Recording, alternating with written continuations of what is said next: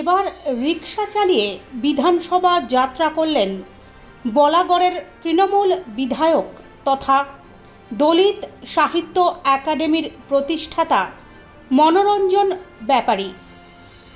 মঙ্গলবার সকাল ৯টা নাগাদ কিড স্ট্রিটের এমএলএ হস্টেল থেকে প্যাডেলে পা রেখে শুরু হলো তার যাত্রা। এই যাত্রার আগে মনোরঞ্জন ব্যাপারী নিজের মতামত খোলাখুলি প্রকাশ করলেন সংবাদ মাধ্যমের সামনে। যে বার্তাটা মানুষের কাছে আমি এমএলএ হোস্টেলের সামনে একদম দিয়েছি। আমি আর ৫ কিলোমিটার চালিয়ে আসতাম। এটা ৫ কিলোমিটার চালানো আর না চালানো পার্থক্য হয়নি।